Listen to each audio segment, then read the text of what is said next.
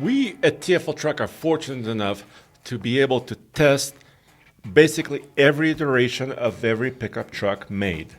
That's right. We have access, fortunately, to just about every type of engine transmission combination you can imagine from every truck that's sold to the consumer in the United States. Yeah, sold to you. And on this episode of TFL Talking Trucks, here's what I want to do. I want to talk about best affordable truck engines that you can buy right now. I'm talking about new stuff, not used. That's another show. That's another show. Right? But I'm talking about new stuff. Because we do a lot of testing, like the iGauntlet that we're doing every Saturday Right. on TFL Truck YouTube channel, and you could see it at oldtfl.com. But a lot of you guys say, guys, you're testing expensive trucks. What's up? Yeah.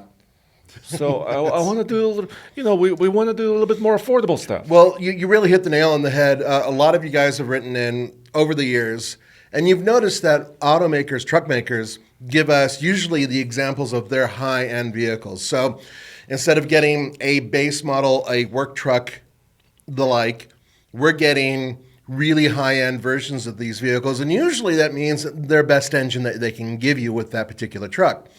And in many cases, that doesn't necessarily mean that's the only engine that you can get.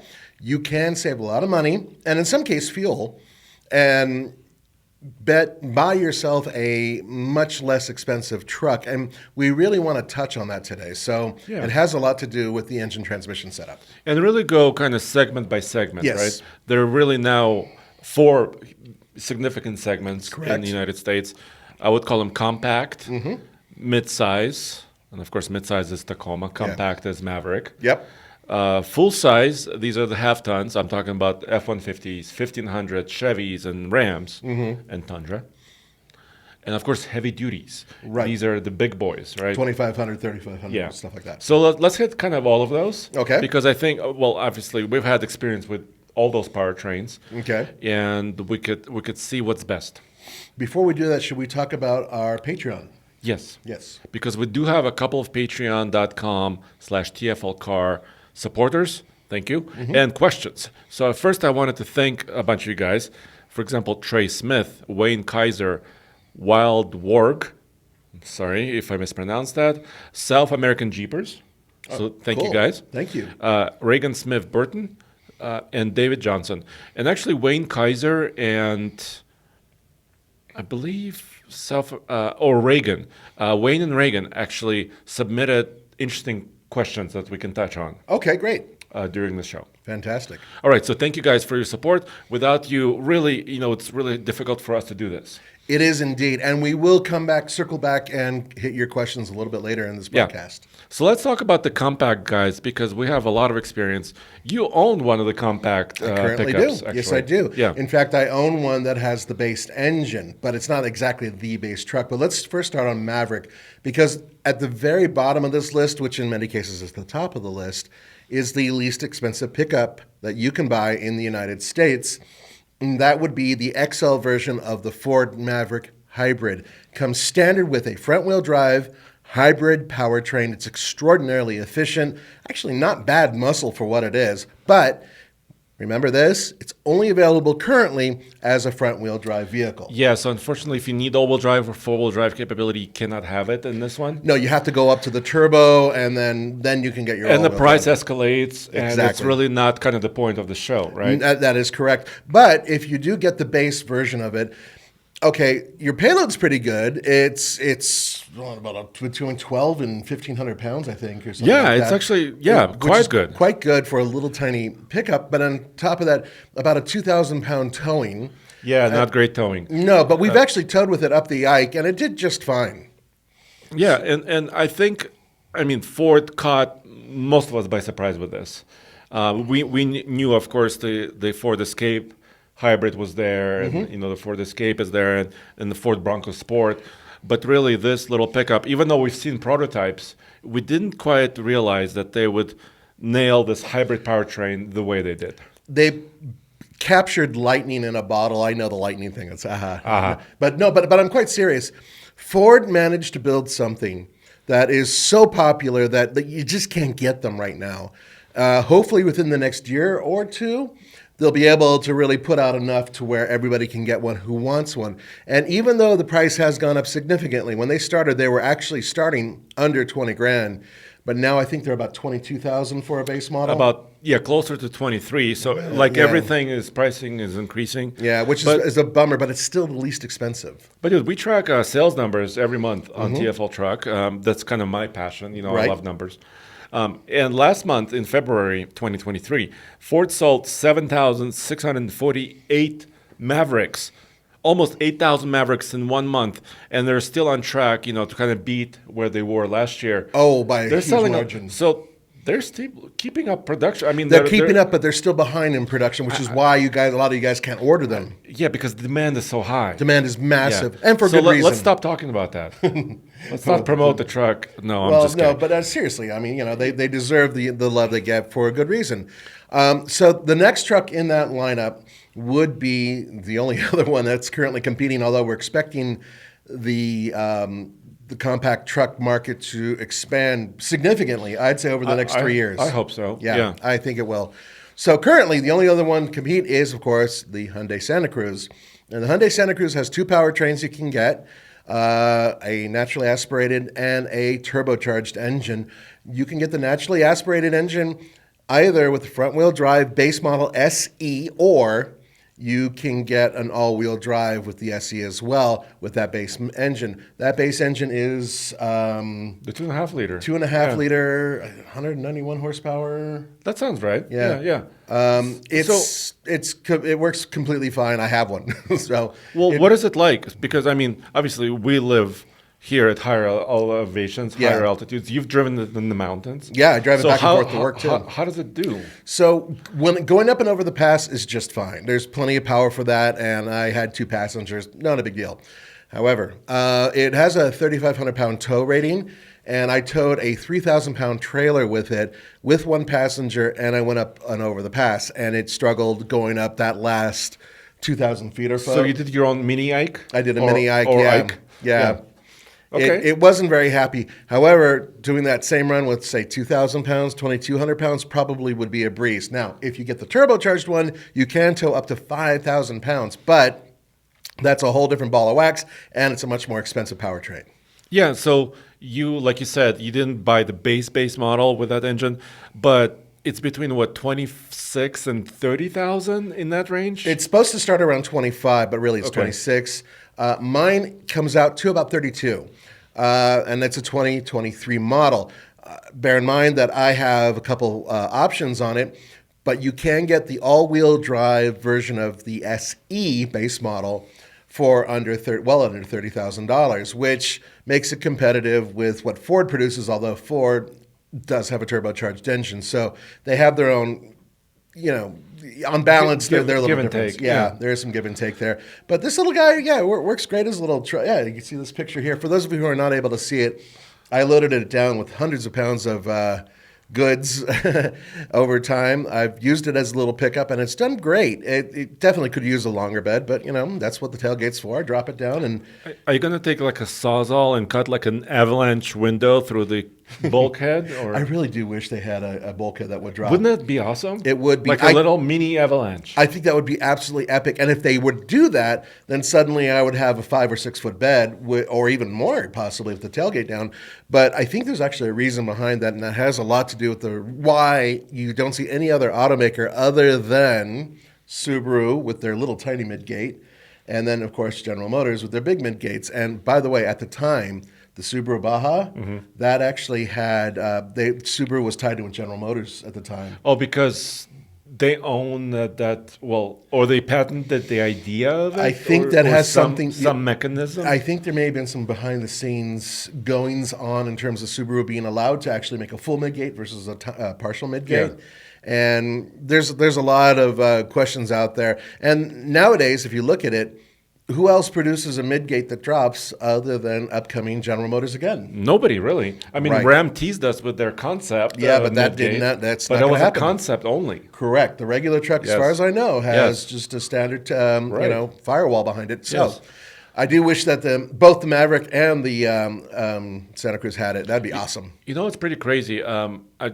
little tangent, if I please. may. I was at the boat show. Did I tell you this already? And Denver Boat Show, which is not big by any stretch, but I talked to some of the people in the industry there, in the boat industry, and they said the hoop, the tow bar, the tower, now called the tower, where you put the rope up high so you can board behind it, ski behind it, Mount speakers on it. Yeah, that was patented by one company. So everybody else liked that feature, and every boat now has it, and they have to pay royalties to that one Oh, company. crap. Can you believe that? But that's part and parcel to almost all inventions that are used in cars and trucks, right? But you would think it's so basic. I know. Somebody put a hoop with a little attachment point up there. But hey, they got intellectual property on there. Good for them. As far as I'm concerned, awesome. And speaking of boats, you're not going to tow a very big boat with either of these little compact pickups. Yeah. But then we can work our way up to the Let's go midsize. Midsize class. And the midsize class is only getting hotter. We expect once again a lot of things to enter this segment. We're looking forward to a brand new Toyota Tacoma coming out pretty soon, I think. It's this year. Yeah. Of course, the Nissan Frontier has recently had a significant refresh, so it's a fairly new truck.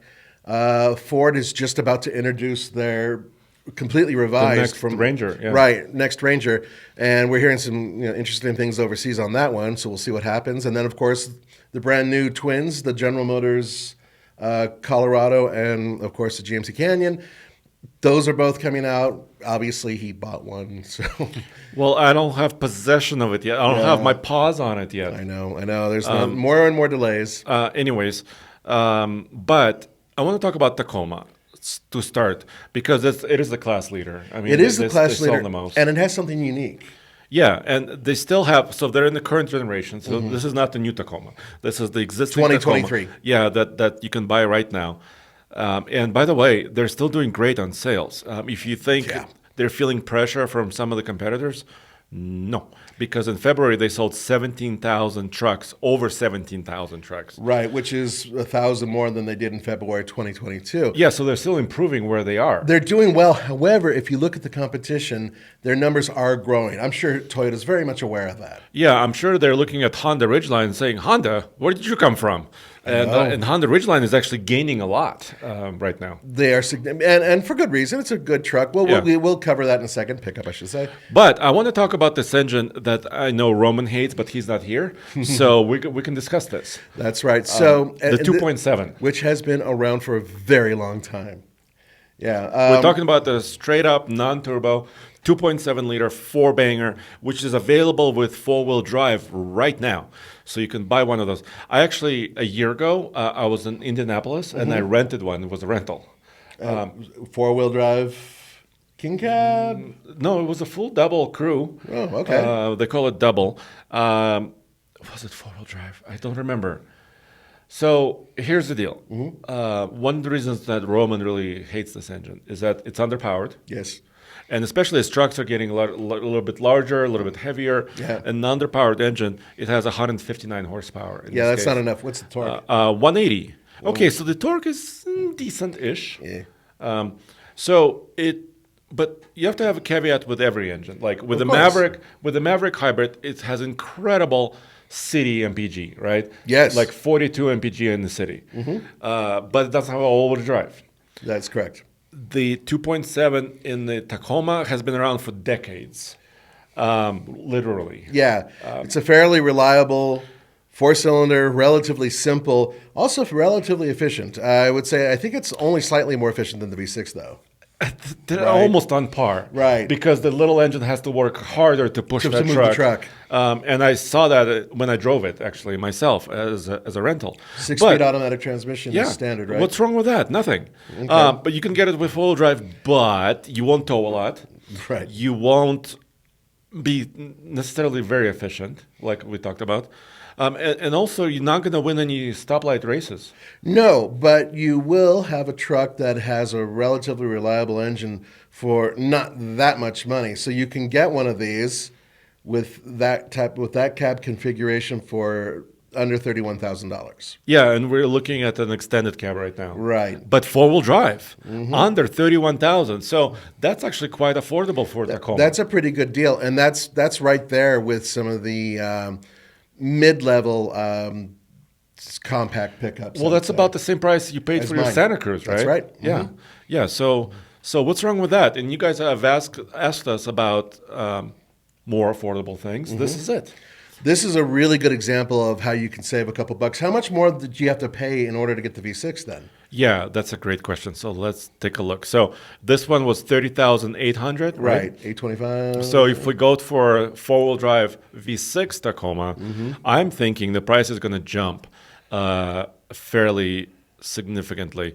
Well, Okay. So about 33.4. So just under $3,000 more. Yeah. For It's actually not terrible. It's okay. So that base price is nice if you can find it. But once again, you are paying for more, but you're also getting more. So, and we even this truck in its current guise, what you're looking at here, we still wouldn't receive as a test vehicle because it's still too basic. No, actually, the only way I tested one is to rent one. Right, exactly. So I got lucky there because sometimes you can't pick a rental vehicle. They just give you something. So anyways, how about we hit one question? Yeah, the perfect timing. Before we move on. So this one comes from Wayne, our supporter on patreon.com. So thank you, Wayne, very much for supporting us. He says, "Hi, guys. I've been following for a while since Andre had his diesel Duramax Silverado." Wow. Wow, that is been a while ago. Wow, thank you, Wayne. Anyway, I've been doing some back and forth whether to get a half-ton diesel or a heavy-duty diesel. I tow on a regular basis a 6x12 cargo trailer filled with tools. It weighs about 5,000 pounds. And then occasionally, I pull a 10,000-pound dump trailer. I drive mostly highway miles. I would be really awesome to see a mileage test on your highway loop of a baby Duramax versus a heavy-duty Duramax. That's an excellent idea, actually. Towing the same load. How about Yes, that? exactly. Like towing, say about a 6,000 or 7,000 pound load. Yeah. Yeah. Or maybe a taller trailer like a camper or something. Right, something like this. boxy. Yeah. That would be a fantastic test. That's a Yeah. great idea. Thank you, Wayne. But yeah, this is a great idea. It'll take a little bit of finagling to make something like that happen, by the way. I mean, wish we could snap our fingers. But if anybody can do it, it's Andre.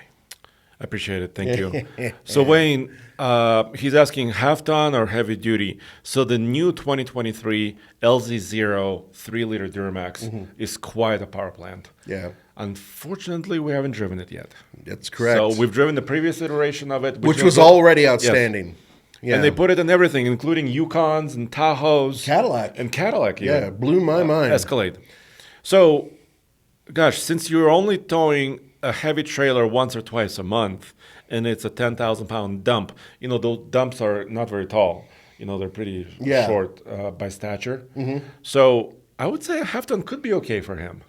It could be, but once again, we haven't driven the brand new one. But just based on the knowledge we have with the old, the baby Duramax, so to speak, that was really good towing, and it really had no major issues. And the best part about that, for me at least, is that it was a great daily driver too.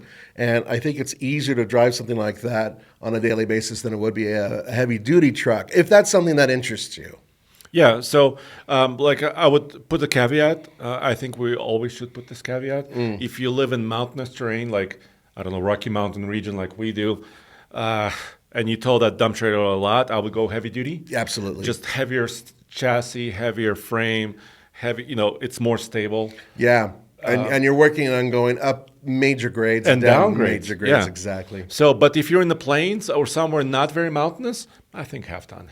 I think I agree with you, and it's quite a good half-ton. So now that we've come to this point in our broadcast, we're going to take a quick little break, and we'll come back in just a sec, okay? Thank you. And we're back. Yes. Let's go. So we talked about Tacoma, right? So with a four-banger, yes, it has its drawbacks, but it also has a lot of positives, like a really affordable starting price. Now, a long time ago, that 2.7's been around for a long time, and I've driven a few trucks. I believe they even offered it back in the past with the manual transmission, but I think they got rid of that after a while. Yeah, there were options for that. Yeah, for sure. But I drove one around, and driving around the city, I actually drove around Los Angeles for a little while in one of those. It wasn't a 4-wheel drive, it was a 2-wheel drive. It was basically one step above the base model truck. And this is when they still had the availability of a standard cab. But the one I drove was an extra cab. And it was fine. It was completely adequate, kept up with traffic, loaded it full of tools. The payload on those things is outstanding, usually because such a lightweight engine definitely helps with the payload. And yeah, I mean, they make great parts trucks. So that was just my experience with it, and of course his experience recently with it. And I think we both agree that unless, of course, you're serious about towing or going hardcore off-road, it's not a bad setup. Yep. So let's move on to the Chevy Colorado, and I guess we have to look at the new one, right? So We have no choice now. They're right, because the old generation of the Colorado and Canyon are already out of production, right? Right. Now, had they still been in production, they did have a 4-cylinder, naturally aspirated engine that was available only with rear drive, and I believe just with one cab configuration, one bed configuration. Maybe the as shorter well. cab, yeah. Yeah, it was the smaller cab. And then the diesel, the 2.8. Right, but that was a lot more expensive. Well, yeah, but it was a really great engine. Yeah, it was a fantastic engine. We miss it. But anyway, the point is that 4-cylinder, it's gone as well. All of those choices, V6 diesel and that old 4, are gone. And now we have one turbocharged 4-cylinder engine in 3 different flavors. Yeah, it's the 2.7, and this is a trend, Yes. right? Because the next Tacoma is still rumored, this is not official, but rumored to have a turbocharged engine. Yeah. The Colorado is not rumored, it's here. Yeah, and we know the output on all of them as well. Yeah, Right? so the base engine is actually constructed a slightly different way to be more affordable, but also less powerful and less capable. So once again, there's a drawback here, give and take. But what's the output on this thing? 237 horsepower. Okay, that's not bad for a mid-sized truck. And what's its torque? 300 and something? Well, the base one. You're talking about the base one. Yeah, okay, so that's not as Oh, much. it's like 270-ish Okay. or 280, which is, heck, for a base truck, For a base model truck. that's still pretty powerful. Yeah, that's considered a rocket compared to some of the other vehicles that were just recently out there. So that's your base model. And that's, by the way, the only one that we currently have EPA numbers on. We'll hopefully have the EPA numbers available. And this is the one later. that's selling. Right. So I think they began deliveries of this one. Yeah, that makes As sense. we speak. What they're not delivering yet is the higher output ones. And you do have to pay, quite a bit, actually. In fact, So what's a base model, the absolute stripped-down base model version of the work truck? two-wheel drive Colorado work truck is $30,695. So you're near that $30,000 mark. Yes, you are. And so that's about the same price as the Toyota we just looked at, isn't it? Yeah, with a four-banger, with a non-turbo four-banger. But if you want more power, there has some hardware changes, like some of the sound deadening, some of the cooling oil systems on the engine, and you have to pay $1,200 more to get 310 horsepower. That's it. And for $1,200, I would say just go for it. That's not too shabby. Let's go for it. But when you add four-wheel drive, of course, the price goes up even further. Yeah. But in order to keep your options open, if you're looking at the new GM midsizers, I would say, hey, swallow the $1,200. You're buying a new truck, Yeah. and get that a little bit more powerful version, or a lot more powerful version, and just go there. Or do what Nathan does, try to get the cheapest truck with the most components on it. Now, fortunately, Andre has driven that truck. Yes. We actually have back-to-back where you're driving one truck and then the other truck. Yeah, so I drove the work truck and then the LT Colorado as well. I can tell you that I wasn't overly impressed by the base engine. I had really high hopes. Yeah, for your it. expectations were high. They were super high, and we were at sea level. We weren't even in the mountains. Right. This was near San Diego. So, and it's I would say it's adequate for a truck, but I'm not gonna call my buddy and be like, dude, I just got this incredible, turbocharged. So it didn't blow you away. It didn't blow me away, but it was adequate for a work truck. So I would say get the $1,200 upgrade. Right, to the more powerful one, which you had a lot more fun with. Yeah, which is a lot more fun. 8-speed automatic transmission. Yep. It's standard across the line. Yes, but there are different versions of the 8-speed, and they have been updated because a lot of you have mentioned the 8, and we've talked about this. Yes, we have. The previous 8-speed that they had issues, sometimes really, Especially on full-size really trucks. big issues in the Silverado. Yeah. So they've updated it. So hopefully, we don't know yet, obviously. That's why I bought one. Right. Because partially I want to test it for a long time, and I want to see how it works. So that's what's going on with GM. And by the way, Canyon is more expensive because they don't have a work truck version of the engine. That's exactly it. So Yeah. they're kind of going mid-level all the way up. And essentially. high output, Right. actually. The maximum torque, which is 430 pound-feet of torque, which is incredible. For a four-cylinder. So that's the impressive. Canyon is up there. Okay. So next would be Nissan, I guess. And the good news is we don't have to tell you very much because there is one engine and one transmission only. That's Yep. it. Now, actually, in some ways, it's kind of a deal. So look at it this way. You're getting their newest 3.8-liter V6, which we've driven several times now, and it's proven to be a pretty damn good powertrain. It's hooked up to a 9-speed automatic transmission, which is related to the one that's in the big brother Titan. But with the Nissan setup, you can get it with the King cab. If I can just get my cabs straight in my head. You can get the King cab with the V6, and that means you don't have to get it. There's no small 4-cylinder engine anymore. And that base price isn't that crazy. I remember looking at them. Let me check that now. See? You're still getting 310 horsepower. That's exactly it. And a starting price before destination of $29,190. So if you add destination, which hovers between $1,200 and $1,500, depending on the truck, that means you're right there with the Toyota 4-cylinder and the Chevy basically just Chevy 4-cylinder. Yeah. But you have a fairly burly V6, and that's pretty awesome. But then once you start adding things up, things start to crawl up quickly. Yeah, especially like a 4-wheel drive system would cost you, well, it looks like here it costs you about three grand. Yeah, it's a little pricey. Yeah. And then if you go to the bigger cab configuration, Oh yeah, the pricing goes up. yeah, crew cabs are a lot more expensive. It's across the board. Yeah, so I would agree. I think this 3.8 liter V6 is a great engine. Yeah, this is it's a pretty good buy with the King cab. It's base model version of this, but there's a lot of stuff you don't get, of course.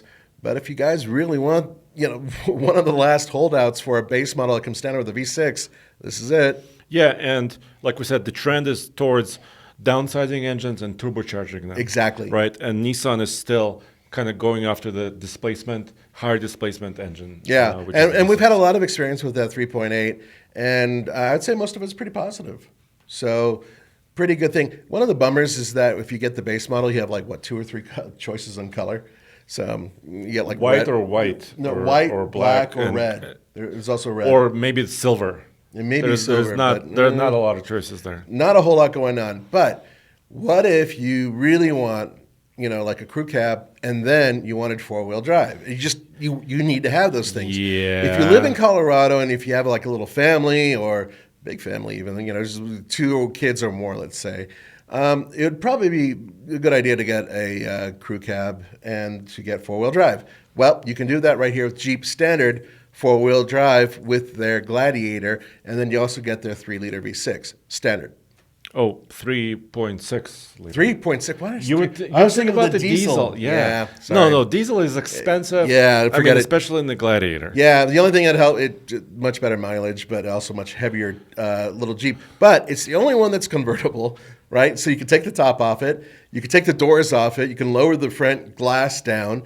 It is out of the box the most off-road capable amongst vehicles with standard equipment.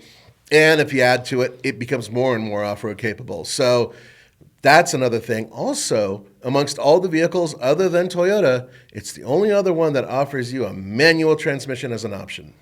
Yes. Did you hear they recalled a bunch of manual option? Of course they did. I know. It was a clutch disc. Yeah, but Wrangler. that's...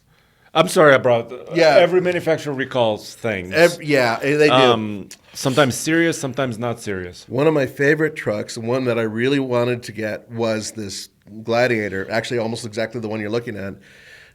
They had one package, which is the Willys package, and I just could not convince the boss lady that this was the right truck for us. especially because she didn't want me to buy a manual again. And I'm like I wanted to take all the doors off and the roof off and go off-roading. Okay. Anyway, the So point.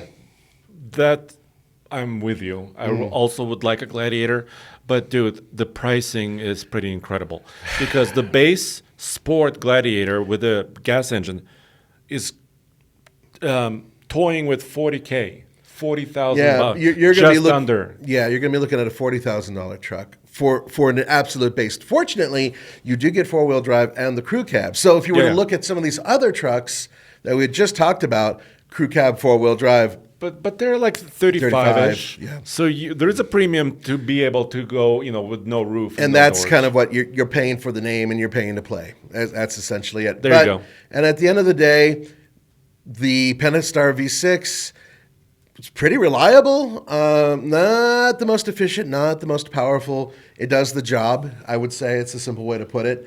We've done a lot of tests with the Pentastar in almost every type of vehicle you can imagine, pickup trucks, the Jeep-style pickup truck, the Gladiator, regular Jeeps.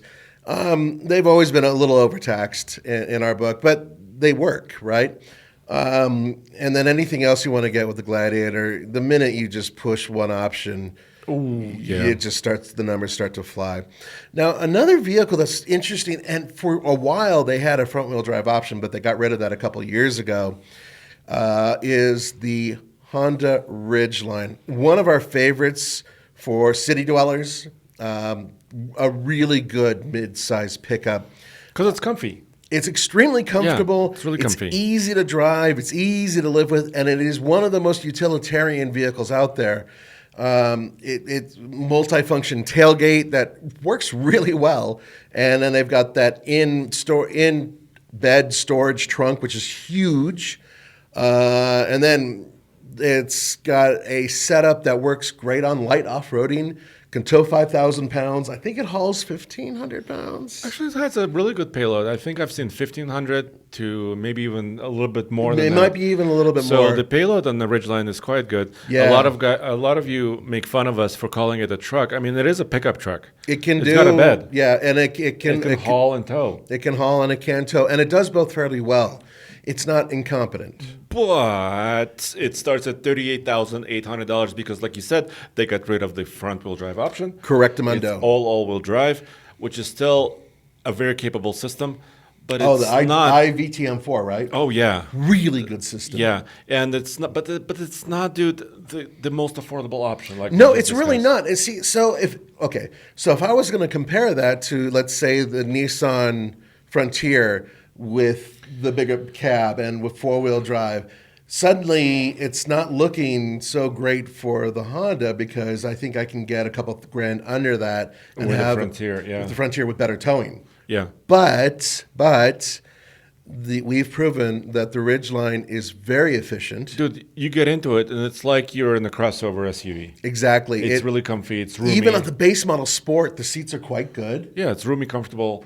Road trip monster. They have an HPD model, which is sort of kind of off-roadish. It's really just garnish, But I hear in the future they're going to be adding some beefier tires and wheels and kind of beefing up the suspension a little bit more for people who want to do a little bit more Baja-style driving. But in terms of what that vehicle is, honestly, I did try to buy one. Mm-hmm. I just couldn't find one. I couldn't find a way to chisel off a couple grand from it to make it worthy of my because they're still got good resale value, right? Excellent resale value, and that's what was really. It's like a Tacoma. As far as that is. It's not that far behind the Tacoma. Yeah. And one thing Honda's managed to do with this pickup is, over the years, they've managed to keep sales strong. They're not flying off. Consistent, yes. Consistent, exactly. So, yeah, it's not challenging Toyota. It's not challenging Nissan. But they're still there, and they have managed to keep those sales right on the level. So that's something to keep in mind. Lots of rumors about this truck, nothing substantiated, everything from hybrids to electrification to diesels and blah, blah, blah, blah, blah. So we have nothing new on it. But there are some prototypes running around right now that you guys have showed us and sent us images. Sorry, I lost the image. That may have been my fault for moving the table. But we don't, like you said, we don't know. It could be a trail sport model, right? That's what I'm thinking. Like an off-roady version like the Pilot. That's exactly it. I think they'll do a trail sport version. But we don't know yet. So right. So stay tuned for that. But that, once again, you're going to be in the mid-40s to the 50s for that. which is an awful lot of money for any mid-sized truck. Unfortunately, a lot of them are, well, just look at Jeep. You can get one for $60 at this point. So let's see. We've covered Toyota, Nissan, Honda, General Motors. So we didn't touch on Ford Ranger. No. But it is being, replaced soon. Yes. And but let's only still talk one option. Well, 23. Let's still talk about the 23 model. Okay, let's do it quickly. Yeah. Now, bear in mind that, once again, lots of rumors about the Ranger, what they're going to be doing with it. And we've even seen some interesting pictures, spy photos, if you will, from the road, showing what we think could be a plug-in hybrid or something, but it's impossible to tell from these photos. But it's still interesting that they are testing the hell out of them. Plus, we've seen them testing overseas versions of the Ranger Raptor right here in the United States. And we know that there are going to be some significant updates to this truck. As it stands right now, still very competitive in the class. Best towing numbers in the class, I believe, other than what Chevrolet has recently come out with. Chevy's got 7,700 pounds now on their Colorado trucks. This is 7,500 pounds, so very close. And 2.3 is a monster of an engine. That thing is a beast. Yeah. So, and we have a lot more videos coming out, actually, because we've done a recent MPG loop, maxed it out again. We're doing another iGauntlet. So stay tuned for a lot more Ranger. This engine is quite good. I just picked a XL Ranger extended cab, two-wheel drive? I think. Two-wheel drive. Yeah. And I ended up with a price of $29,500. Yeah, that's after destination and everything, too. Yeah, that's after. So under $30K for quite a turbo monster, I would say. Yeah, and you're getting the 10-speed automatic transmission as standard, too. So that is part of the package. You get a turbocharged 4-cylinder engine, and you get the 10-speed. Really the first in the class in the United States, at least, to have a turbocharged truck in the modern era, I should say. Yeah, and it seems like a lot of other manufacturers are following suit now. Well, they have every reason to, because you're getting an awful lot of performance out of a relatively small power plant. Now, that is are they calling it the extra cab or for the small cab? They're calling it super. The super cab. Okay, the super cab isn't so super if you're a passenger. Yeah, no, it's not. It's very small in the back of that, so just recommend if you're interested to move up to their crew cab. It's a lot more spacious. Sure. And the crew cab actually has a reasonable space. Yeah, I can fit behind myself, and I'm about 6'1". We own one. TFL owns one, 2019 model, which is the current generation, and we've been pretty happy with it. I think it's been great. Yeah, it's not perfect. The interior is probably the weakest point of the vehicle, but it could be a lot worse. Tow's great, drives great. All of the components in it are fairly solid. Have you off-roaded it with it? I've off-roaded with one in the past. We actually took one from California to Colorado and took it to Moab, Andre and I, and that thing was a little beast. It was great. It was. Really, just the MPG was the only thing that kind of let me down a little bit, but it wasn't too bad. So all in all, very, very good little truck. Still competitive, but obviously it could use an update. And guess what? One's coming. Yep. So it'll be interesting to see what they do and how they improve it. That is correct, Mundo, my friend. Now, we are just a moment away from taking our second and hopefully final break in this broadcast. So why don't you guys hold tight? We'll be right back. Bam. So let's switch gears into full-size territory. Yes. And let's talk about the sales leader really in this space. If you kind of single out the half tons, it's the F-150. They've been really strong sellers throughout history, at least recent history. And so they have so many engines that we could spend probably an entire show just talking about the F-150. 6 engines now? It's absurd. Yeah. So let's talk about the more affordable ones, right? Yeah. It starts with a 3.3-liter standard non-turbo V6. This engine has been around for a couple of years. It was a 3.5-liter before. Mm-hmm. So they kind of kept this kind of base non-turbo V6. Was that the one that they used also a CNG? And they had other... I think it had alternative fuel-capable versions of it as well because fleets buy them. Yes, exactly. Many, many fleets. I had an opportunity to test drive one of these, the non-turbocharged F-150, at an event in Arizona, And it's one of those engines that revs high. You need to rev it high to get power, right? It's kind of typical of that V6. Yeah. And it's, once again, I call it adequate.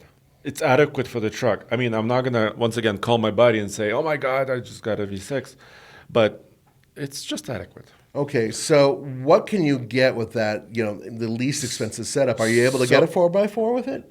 Sure. So 290 horsepower, by the way, which sounds like a lot, but like I said, you have to wind that engine out. And that's right about there with the Pentastar too, by the way. Yeah, which is we just talked about in the Jeep, and then the Ram also has one that we can discuss. So let me look at so the two-wheel drive version, F-150 with that base motor.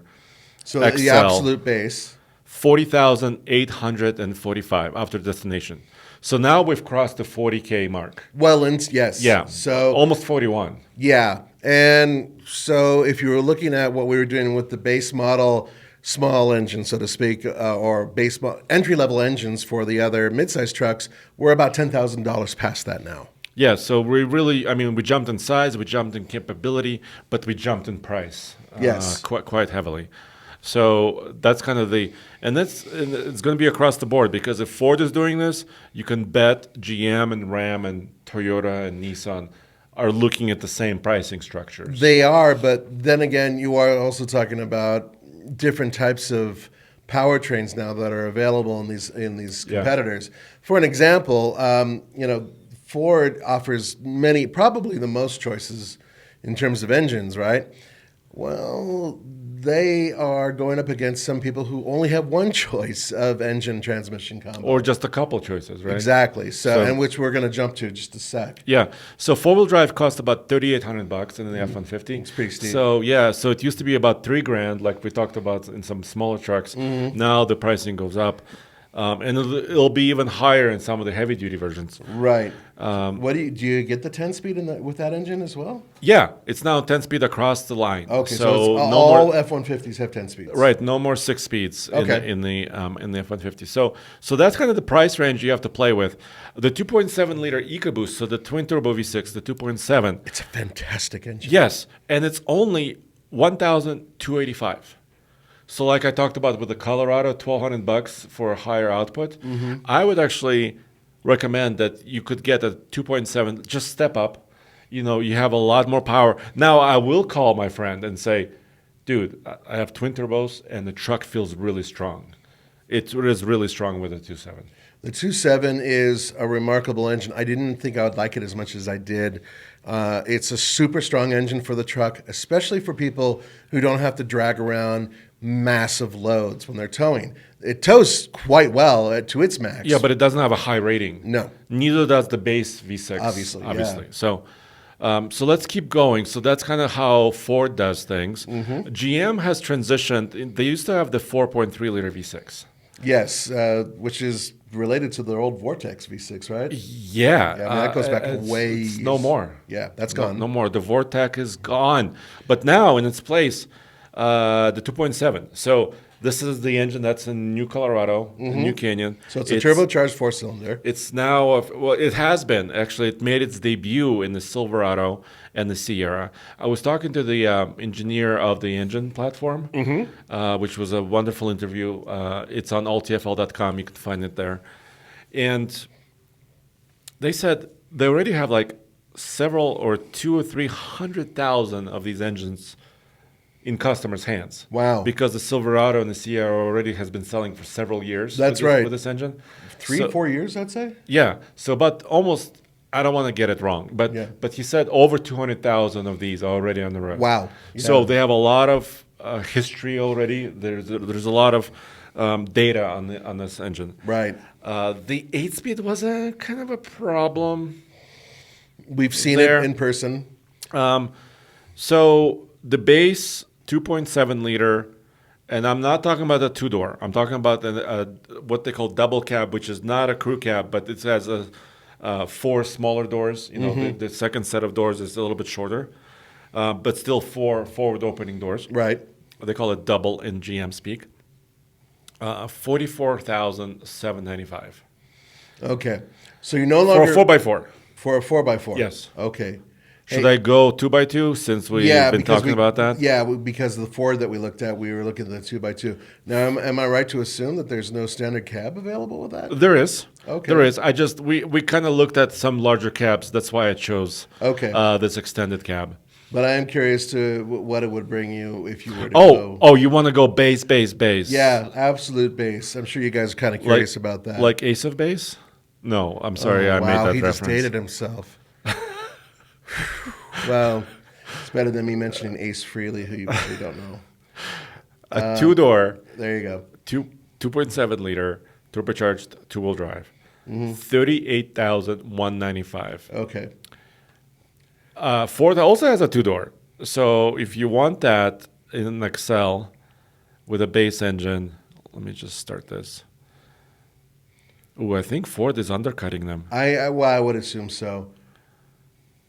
Ford is at here we go 35.59. That's pretty significant, but we are also talking about a naturally aspirated engine as opposed to a turbocharged engine. Yeah. And the turbocharged engine really outperforms this one. Yeah, totally. So once again, you're paying for power and capability. Yes. And we can discuss longevity and durability. I mean, it's a different topic. Of course, it comes up because turbochargers typically, I mean, the turbo itself can wear out.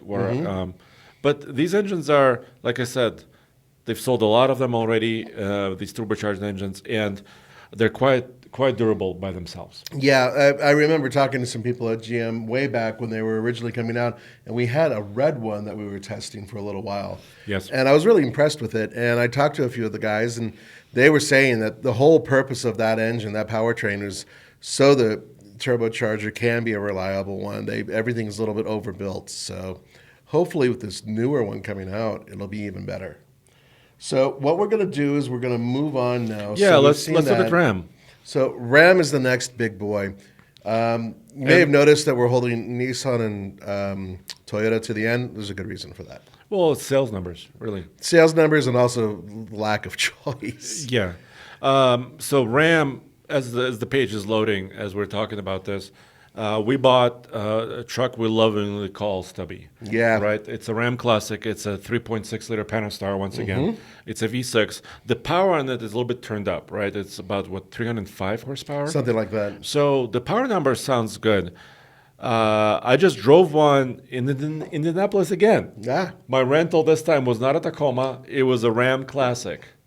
And you know what? It was a four-wheel drive crew cab Ram 1500 Classic, which is the previous iteration of the Ram. Even though they're still building them. And I got about 19 mpg commuting. I was commuting on the highway. With the 3.6. Yeah. Okay.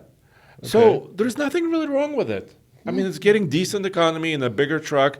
The power was, once again, adequate. It likes to rev. So at high revs, it's not in the Ram at least. Because in the Jeep, it kind of gets buzzy. It's buzzy, and it doesn't sound great when it's revving hard. But in the Ram, I felt it was okay. It was adequate, and so.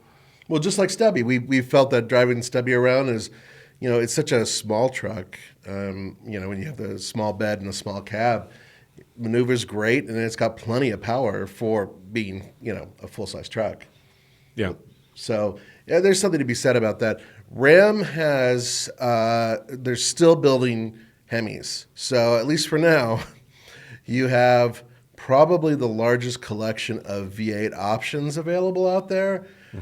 And then on top of that, of course, there's diesels and whatnot. But I believe they're discontinuing their diesel Ram soon.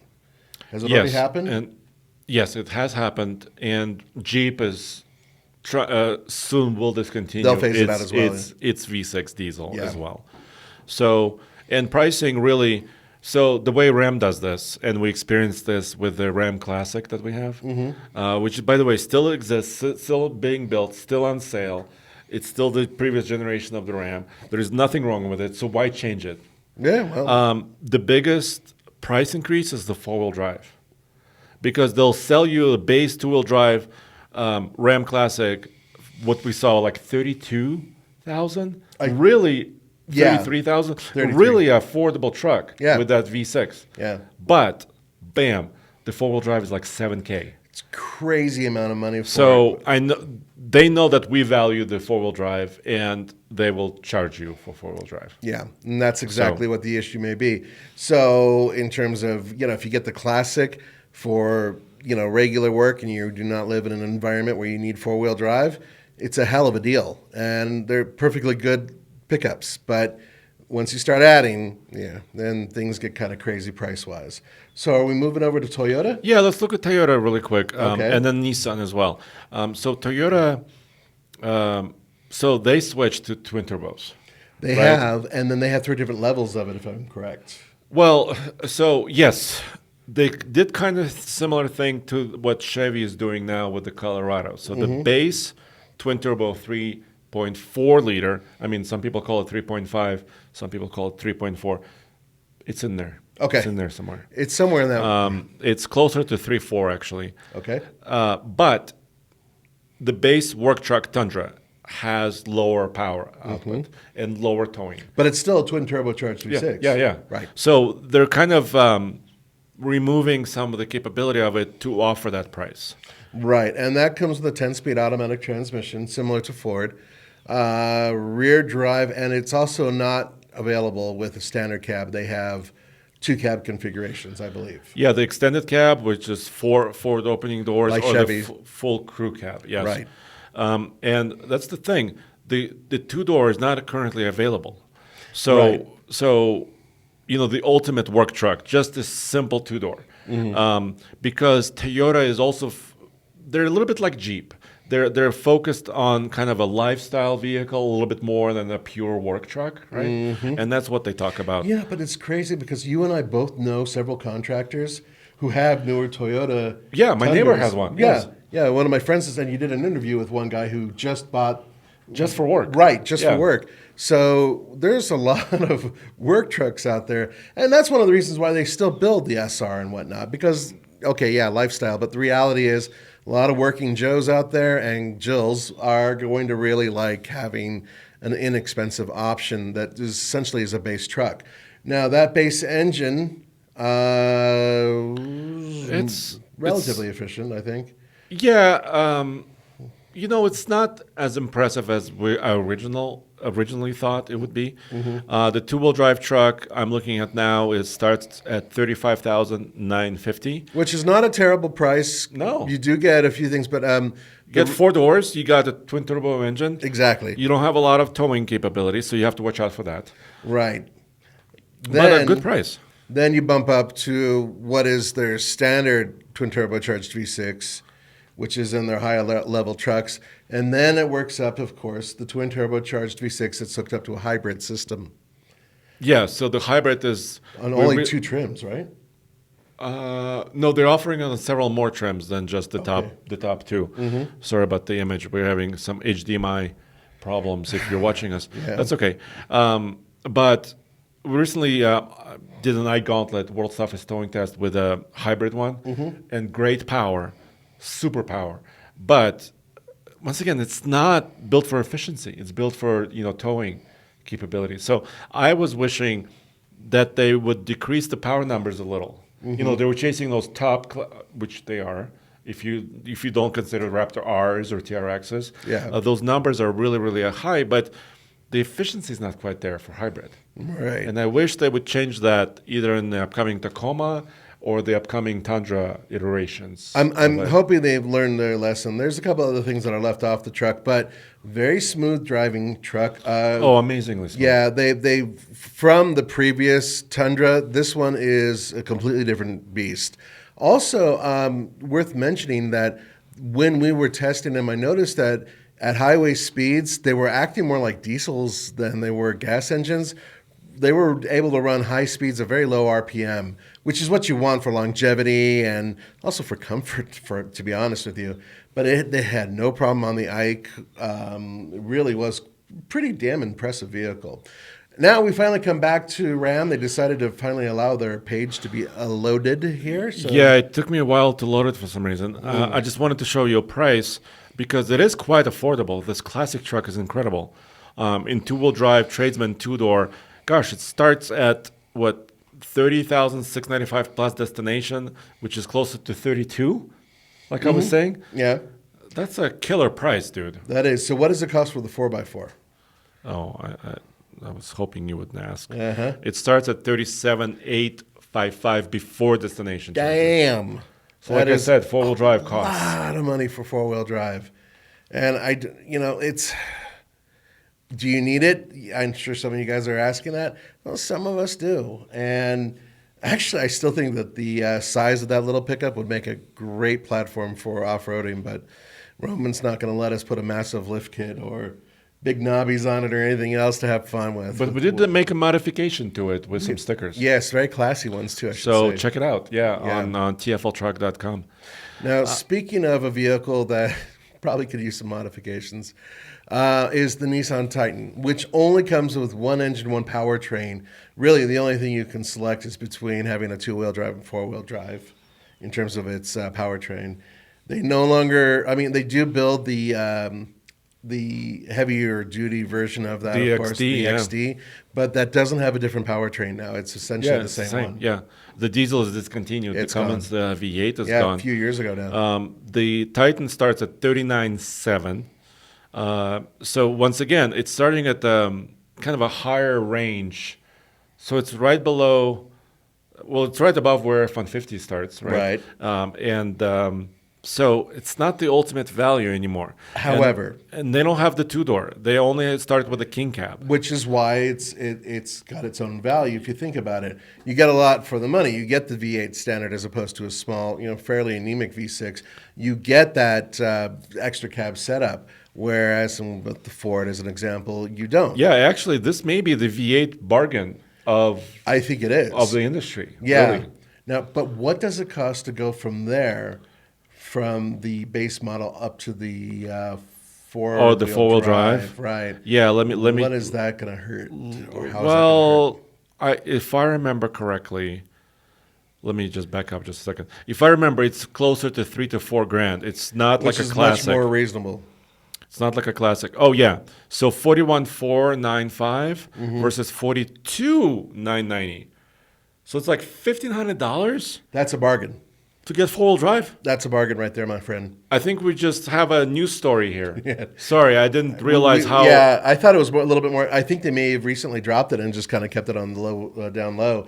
They need to drop their prices. We should rename the show of this episode. Get the V8 Titan King Cab is the V8 4-wheel drive bargain of the industry. Might be worth a write-up in TFLtruck.com. So that V8, which is the 5.6, is splendid. It's a great engine, so through a 9-speed automatic transmission. One of our favorite V8s, throaty, not super efficient, but relatively efficient, good power off the line, really just a good all-arounder.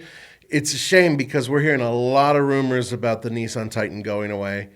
It's not a surprise. None of which is official yet. Nothing's but official. It's not looking too great. No, their sales numbers are terrible right now. So perhaps this lower price is indicative of those poor sales. They want to sell some more of them. So maybe this is the bargain you guys are looking for if you want to get a 4x4 V8 truck new with some room for people in it. And I'm actually pretty impressed with that price. So as we wrap up this episode, I know we're going a little bit long, but I want to mention Reagan's question here from Patreon.com. Let's do it. So let's hit it right now. Reagan says, I've watched your DEF video recently. So we did a trip down to Arizona with David and Alex and team, and we pulled with our Cummins. Right, and I actually did some tracking on the DEF usage because I don't think it gets enough attention. Everybody talks about fuel efficiency and diesel versus gas, but diesel trucks right now also have DEF systems. All diesels do, don't they? Yeah. And that's to clean up the emissions. You know, the NOx, nitrogen oxides that diesels exhale. Are in greater numbers than other engines. Yeah. And so to counteract this, diesel exhaust fluid does the job, which is urea. Yes, partially urea. So do not pee in the tank. Do not pee in your tanks. No, it will hurt the system. Yeah. It will not be good. Imagine explaining that to the guy who works at the dealership. With your warranty. Your warranty's gone, dude. Why? Because we know you peed in it. How do you know? Come Well, on, we took it apart. We smell it. Yeah. I don't know. I'm sorry. So Reagan says you should do a more in-depth analysis of what a Ram with a Hemi engine is to run with the fuel cost versus the fuel cost of the diesel with an additional DEF cost, right? Because it is a small cost, but there is over time, it's a couple $100 a year. It adds up after a Yeah. while. So yes, you're absolutely right. We should That's a do really good idea. and that's another way, because diesels, just to wrap up this episode, as we talk about heavy duty trucks, right? Diesel gets you better fuel efficiency, especially when towing. Absolutely. There is no question. We actually dedicated the show to this recently. Right? Better range too, like by a huge margin. Yeah. So if you're towing on a regular basis, the heavy duty diesel is the way to go. Absolutely. But you're paying a lot initially. So Ram initial Cummins cost is like $8,000 for a 2,500 standard output. As opposed to the big Hemi. Yeah, the 6.4 Hemi. That's already a lot of money you're cashing out. You're giving right away, right? If you're buying or financing the truck. Then there's the fuel cost, right? Diesel is currently more expensive. It is. Then DEF is a small additional cost. Mm-hmm. And then service costs can be higher. Yeah, diesels are more expensive to maintain. So all those things can add up. So really, if we kind of briefly look at pricing, since we mentioned Ram, let's go back to Ram really quick and just look at what the base Ram Hemi starts at, right? Because that engine has been around quite a long time, the 6.4 liter Hemi, and it's quite good. It even sounds good. You can actually, without doing a lot of harm or any harm to the emissions, you can remove one of the resonators at the end of it and make it sound a little bit more throaty. Which I recommend doing because it's worth hearing. So you're not touching emissions equipment, by the way. Right. You're just removing the exhaust. resonator. Yeah. So if we build a 2023 Ram Heavy Duty 2500, really quick, it says it starts at $44,790. So actually, or 675, 44,675 for a two-wheel drive, regular cab. Dude, so that's about $4,000, maybe a little bit more than a half ton. Okay. A comparable base half ton that we discussed at Yes. $40,000. Yes. For a lot more capacity. Yeah, you get maybe literally more, like a ton more payload, because a lot of these. So that's the strength of a gas-powered truck. The diesel engine Great weighs payload. a lot. You're right, and that So- takes away from your payload. Yeah, so you're getting really great payload when you choose a But gas you're engine. losing out on good towing. Exactly. Yeah. Or efficient towing, because we've towed with both, and you're really losing a lot. That V8 heavy-duty engine really revs high and uses a lot of fuel It does. likes to suck down those dead dinosaurs. So there is something to be said about that, and really that's going to be the recurring theme on the heavy duty trucks is that all of them, it's far less expensive by a huge margin to buy the gas versions of those trucks. And that goes for Chevrolet and then Ford. And Ford and Chevrolet, by the way, have recently developed or redeveloped their large displacement V8 gas engines. And Yes. that's something worth noting. Yeah, and they're getting more powerful, more capable. For example, the 2024 Chevy heavy-duty truck, the pricing is not finalized on a lot of those models yet, Yeah. so we can't quite tell you that. But they're now putting the 10-speed automatic behind the gas engine. Yes. And that should really help that gas engine in a big way. Yeah, it's we know it's a smooth shifting 10-speed automatic. Yeah, because it's transmission. already in their diesel trucks. Exactly, and So- so it should work quite well with that. I am curious to see what the efficiency numbers will be. And they start in a lower $40,000 range. And of course, the 23 Super Duty, the fully redesigned Super Duty is also here. According to the website, it starts at $43,970. So you could see they're all around $44,000. Right. And they have a new 6.8 liter gas V8 in addition to the 7.3 Godzilla. And that came out this year. Well, Am I- yes. The 6.8? Yeah, the 2023, but we haven't driven it yet because they're just now, some of them are reaching dealers now. Exactly. And we don't have it in our hands yet. Which So- is ludicrous. But So we'll we get can't over it. really talk about the 6.8 yet or the new 7.3 Right. in the new truck. But we've driven the old 7.3. We have a lot of experience with that one. And once again, far less expensive to get that than a diesel. And that's exactly what we did with a project that we put together 3 years ago now. Yeah, the F-250. We called it Super Tremor. That's right. Yeah. So a little bit ago, we did go into more depth. So check it out on TFL Talking Trucks podcast. We talked in more depth about heavy duty trucks. That's correct. But I think my favorite engine. Do you have a favorite out of everything we mentioned?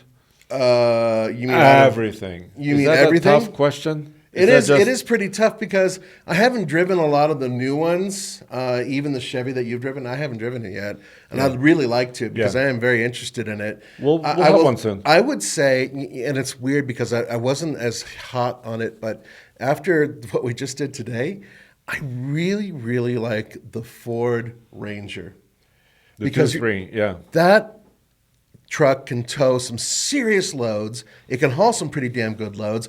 I don't love the interior. I hopefully the next generation will fix all those issues. It just feels really super cheap, but it's still relatively comfortable. We drove one cross country. It was great. And man, that thing is a powerhouse. And I really like that. And that's why I'm curious about the Chevy, because that's going to have the A very similar very engine. similar type of engine. Yeah. I've driven all the other ones. I really do, of course, like I mentioned it before, the Ridgeline, just because it's super comfortable. I wish I could take like little bits and pieces of all of Of them each and put them and together. combine it, And yeah. you know me, I prefer smaller trucks. And of course, if it's larger trucks, then yeah, the heavy duty. And then if it's the heavy duty, yeah, it would be a Ram Power Wagon. Then you're talking Heavy, yeah. $57,000 for the work truck version. At least that's what it was before, give or take. Yeah, if you have no options. You have to dish out some coin. Yeah. Yeah. So, yeah, a lot more money. But yeah, I really do I'm just thrilled with that powertrain. I think I would agree with you on the Ranger.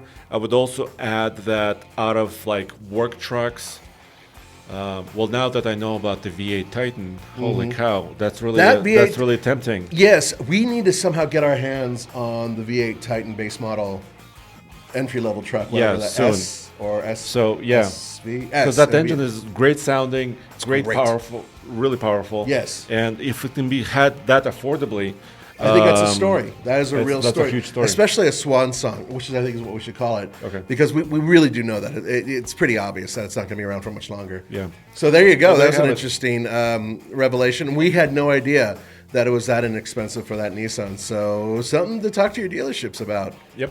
So thank you for joining us. Check us out at oldtfl.com. We'll see you next week. Same place, same time. Take care, guys.